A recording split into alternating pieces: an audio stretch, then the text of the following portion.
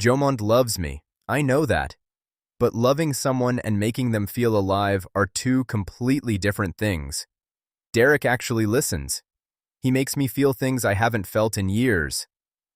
Those words came out of my wife's mouth at a rooftop party, surrounded by string lights and 40 people who had no idea the man she married was standing 2 steps directly behind her. My name is Jomond Williams. I built a logistics company from nothing. I learned patience from a father who drove a city bus for 31 years and never once called it beneath him. And I loved Bethela Williams the way men who grew up watching their fathers struggle love women, completely, quietly, without conditions. I first saw her at a Waffle House at 11 at night, crying over untouched coffee, invisible to everyone in the room. I sat down. I stayed. She told me 6 months later that I was the first person who ever truly saw her. I never stopped believing that. I should have noticed the exact moment she stopped feeling it. Instead, I was standing behind her at Renee's party, reaching for her shoulder, when she said his name. Please, before I continue, kindly like, share, and subscribe for more interesting stories. She turned around when Kezia's eyes gave me away. In that half second before her face reorganized itself, I saw something that hurt worse than any word she'd spoken. Not guilt, not shame. Calculation. Pure, cold calculation. She opened her arms. Baby, you made it. She kissed my cheek. I hugged her back. I smiled. I held my glass completely steady, and I thought about my father's voice. Slow down when everything in you wants to run. And I walked through the rest of that party like a man whose world had not just collapsed beneath his feet. I laughed at the right moments. I refreshed her drink once. I shook hands and made small talk with people whose names I'll never remember. The whole time, one sentence was running on a loop inside my chest. Loving someone and making them feel alive are two completely different things. I'd given her everything I had. I'd sat with her in a Waffle House when she had $47 and a shattered sense of herself. I'd built something real, and somewhere in the years between that booth and this rooftop, it had stopped being enough. I needed to know exactly when, and exactly how far it had already gone. 3 nights after the party, I sat in my car in the dark garage and played back a recorded call from our home network. I heard her laughing, the specific laugh I used to think belonged to me, while she described our 5th anniversary trip to Savannah to another man, the hotel balcony, the private dinner. She was telling it like it was a story she owned alone, like I was just a background detail. He's a good man, Derek, but I've been on autopilot for 3 years. You woke something up in me. I sat in that car for a long time after the recording ended. I kept waiting to cry. I didn't. What I felt was quieter than grief and more focused than anger. I opened my notes app and typed 4 words. Don't react. Build first.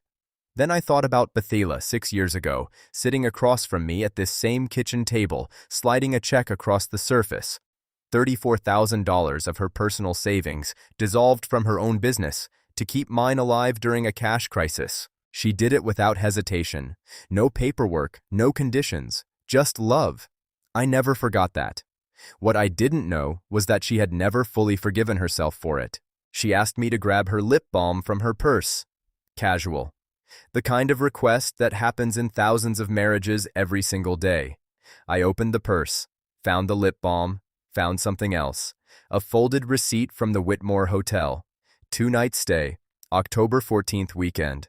The weekend I was in Memphis for a conference. I'd called her twice. She said she had a headache. She was home resting. The receipt was under Derek Paul's name. But the reservation note at the bottom, the special request field, read, celebrating. Make it special for her. I refolded it exactly as I found it. Placed it beneath the lip balm, walked back into the living room, handed her the lip balm, sat beside her on the couch. She leaned her head against my shoulder like it was the most natural thing in the world. I let her. I stared at the wall, and I thought about the forensic accountant I was going to call in the morning. Not a divorce attorney. Not yet. I needed to understand the full shape of what was happening before I made a single visible move. My father's voice again, always know what you're dealing with before you deal with it. At 6 in the morning, while Bethela was still sleeping, I sat in my car in the driveway and called Raymond Stokes. I'd used him twice before for business disputes. I told him I needed a full audit of every joint and personal account connected to our household, going back 18 months. Quietly. Fast. He said 2 weeks. I drove to work. I took my meetings. I signed 3 contracts. That evening, I brought home dinner, asked Bethela about her day, and listened to her talk about a friend's engagement announcement. I said the right things. I asked the right follow-up questions. She had no idea. Here is what people don't understand about the kind of patience I carry. It didn't come from coldness. It came from watching my father drive the same bus route for 31 years without once suggesting the route wasn't worthy of him. It came from watching him lose our house to a stroke at 52, move his family into his sister's apartment, and still wake up every morning without bitterness eating him hollow. Patience, he told me once, is not weakness. Patience is the most dangerous weapon a quiet man owns. I was just starting to understand what he meant. Raymond called on a Tuesday afternoon. I stepped outside into the parking lot and leaned against my car.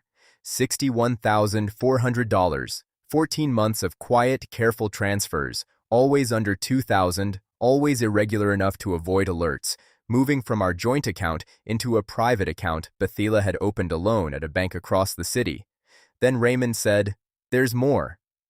Bethela had consulted a business attorney about reclassifying her original $34,000 contribution to Wiltrans as a formal loan with interest in the event of divorce. I did the math. 6 years of compound interest on $34,000. She was going to walk away with Derek and file a claim against everything I'd built. She wasn't just leaving. She was systematically taking apart what we'd built together from the inside, with a smile on her face every single morning.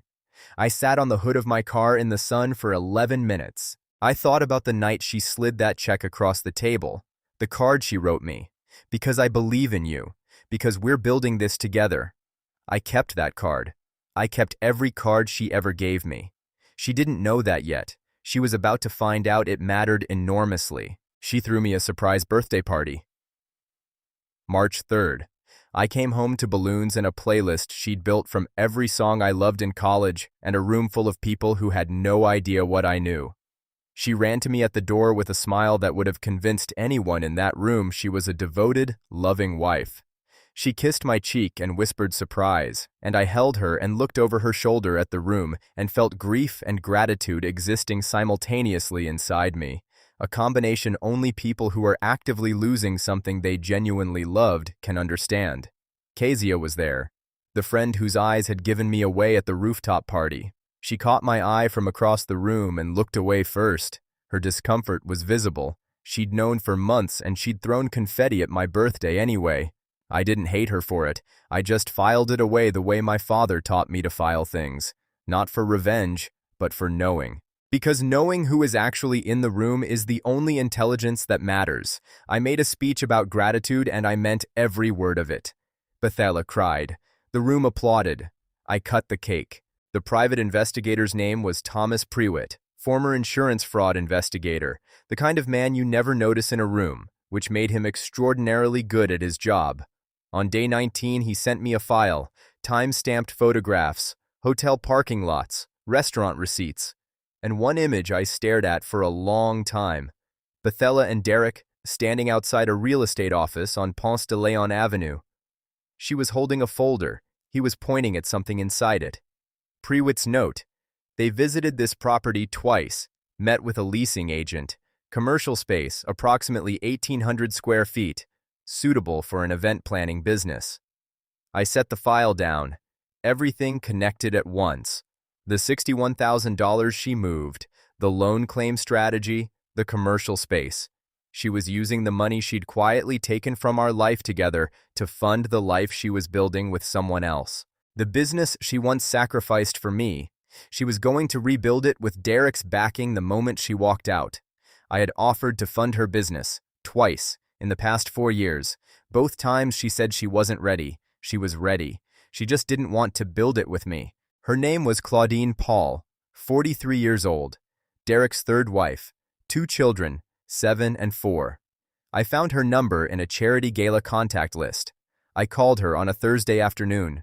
I introduced myself simply. I told her who I was, what I knew, how long it had been happening, and that I was calling not to wound her but to give her the same opportunity I'd given myself. Time to protect what was hers before the collapse arrived without warning. Silence on the line. Then, "How long have you known?" I told her 2 months. Another silence. Then, "Thank you." She meant it. I heard it in her voice. The kind of thank you that comes from a person who has suspected something for a long time and has been desperately hoping for the solid ground of confirmation. I sent her the file that evening. She called her attorney the next morning. Derek found out that afternoon, not from me, not from Bethela, but from the sudden devastating realization that his double life had been opened from both ends at once. He called Bethela in a panic.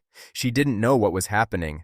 She was about to come home and find out. She walked through the door already shaken from Derek's call, and I was sitting at the kitchen table with my hands flat on the surface.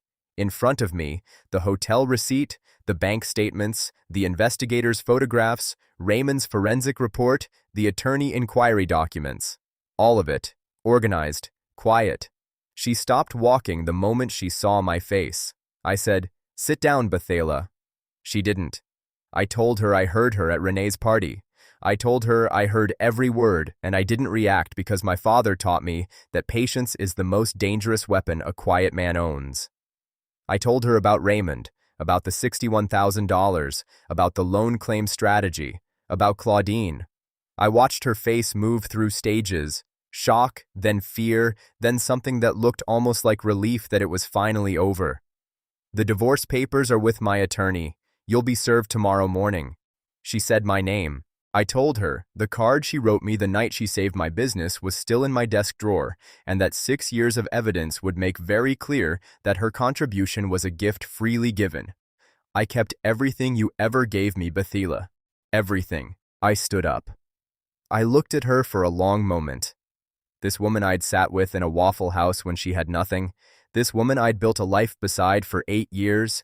This woman who had once told me I was the first person who ever truly saw her.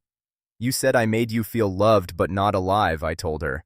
"I think the real tragedy is that you never said that to me. I would have listened. I always listened to you. I picked up nothing from the table.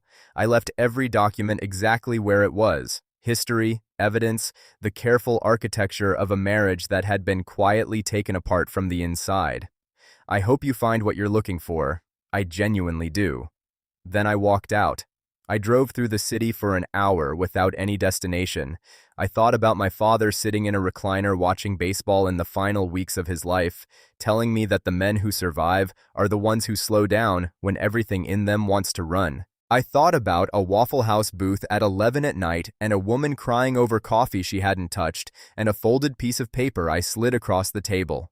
I thought about how much I had loved her. I let myself feel all of it. 90 days later, I signed the final papers in my attorney's office. Clean. Efficient. The forensic evidence held. The dissipation claim on $61,000 was upheld. The loan argument collapsed against 6 years of documented evidence and one handwritten card she never imagined I'd kept. Will Trans Logistics remained mine, properly structured and legally unassailable. I walked out into March sunlight and stood on the sidewalk for a moment. Bethela's situation. Derek, facing his own divorce from Claudine and her very motivated attorney, ended things with Bethela within weeks of being served. The commercial space lease inquiry, filed under his name, was withdrawn. The shadow account became a settlement credit.